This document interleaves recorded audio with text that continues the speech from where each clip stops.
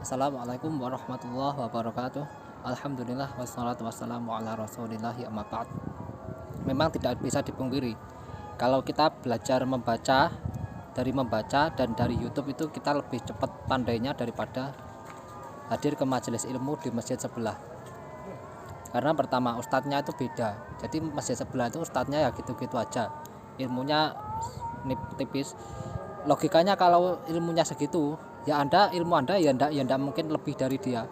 Pasti ya, maksimal anda seperti dia.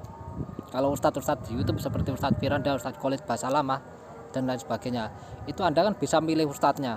Kalau ustadznya lebih pintar, anda milih ustadz itu gitu. Itu mempengaruhi keilmuan anda. Jadi kalau anda sudah dikena doktrin, oh kalau ngaji itu datang aja ke majelis ilmu, tidak usah mikir ustadznya kayak gimana, tidak usah mikir dapat ilmu apa enggak lah, itu anda sudah keracunan doktrin. Itu doktrin berbahaya sebenarnya. Makanya Indonesia itu, jemaahnya di masjid Indonesia itu gak pinter-pinter. Ya memang tidak bisa dipungkiri itu juga. Jemaah masjid itu saya juga lihat sendiri, kalau mereka berwudu itu mereka yang dibasuh apa? Kaki apa betis? Yang dibasuh itu betisnya. Padahal rukun wudhu itu kakinya yang dibasuh. Nah itu salah satu fikih fundamental, karena wudhu itu syarat sah sholat, dan rukun wudhu itu salah satunya membasuh kaki. Memang menuntut ilmu harus ada gurunya, ya memang ada gurunya, tapi gurunya itu kita tidak harus bertemu orangnya itu ya. Dan satu-satunya guru adalah Rasulullah Shallallahu Alaihi Wasallam, karena ilmu hanya datang dari beliau.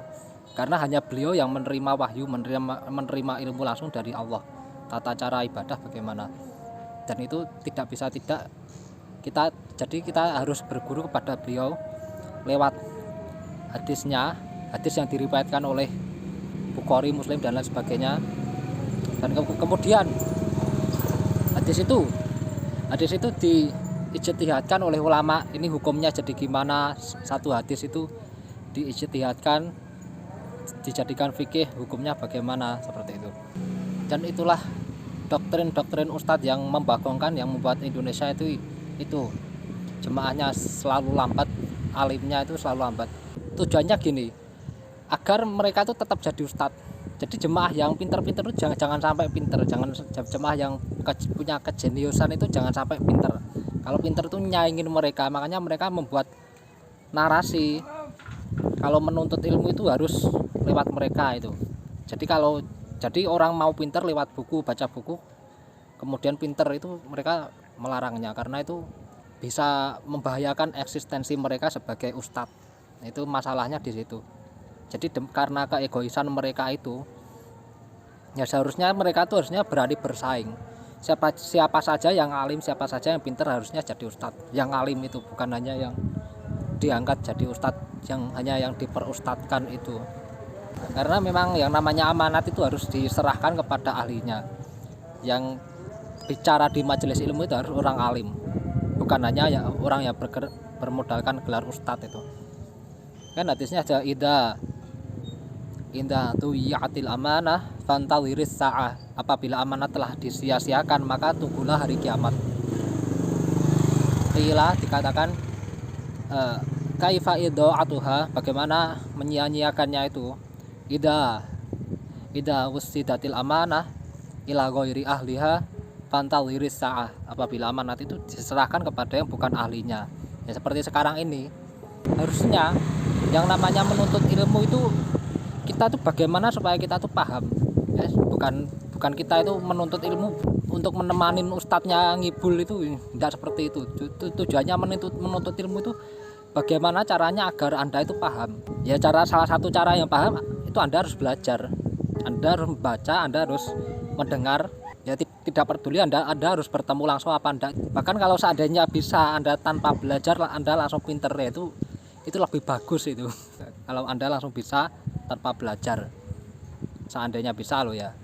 Tapi karena satu-satunya cara belajar anda itu lakukan cara itu, ya kalau memang gurunya kepinterannya luar biasa, ya itu anda lebih cepat bisa. Tapi kalau gurunya ya gitu-gitu aja, terus bisanya mendoktrin, pokoknya ngaji harus pakai guru, padahal tidak menjamin gurunya itu benar. Jadi pokoknya intinya mereka mendoktrin ngaji itu harus sama guru, entah gurunya kayak gimana. Soalnya kan ngaji-ngaji di kampung kan pokoknya mereka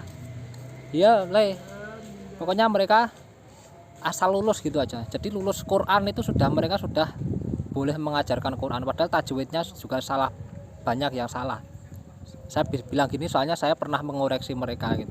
Mereka yang jadi guru ngaji, sudah jadi guru ngaji, mereka lulusan dari masjid itu, mereka ngaji sampai khatam, dan tajwidnya pun masih, kalau dikasih nilai itu masih 3, itu belum sampai 3, masih banyak sekali yang dikoreksi. Itu salah satu contoh sebenarnya pengijazahan yang tidak layak. Begitu juga ijazah tahfidz itu. Jadi satu lembar di storin hafalan Quran. Setelah itu mereka berijazah hafidz Quran, hafal Quran. Padahal sebelum mereka dapat sertifikat itu sudah hafalan yang distorkannya sudah banyak yang lupa gitu. Masalah pengalaman seperti ini. Dan saya punya kawan juga hafidz Quran dan bacaannya bagus, tajwidnya bagus, cuma hafalannya yang rusak dia. Saya pernah dengar satu juz itu 10, kurang lebih 10 yang salah itu, hafalannya yang salah itu. Nah, karena hari semakin gelap, kita akhiri. Inti kesimpulannya adalah bahwa kita itu kalau menuntut ilmu itu tujuannya agar kita itu tahu, agar kita itu ngerti bagaimanapun caranya, entah lihat buku, entah nonton YouTube, atau hadir ke majelis ilmu. Kalau memang hadir ke majelis ilmu, ustadznya ya gak begitu bisa memberikan faedah, ya kita harus membaca buku itu. Gunanya apa? Ulama itu ngarang kitab terus kita tidak baca, terus harus berguru ke ustadz, yang ujung-ujungnya ustadz itu juga merujuk ke kitab itu, juga mendikte kita cara membaca gitu ya. Sebenarnya hanya pendiktean saja, bukan mengajari.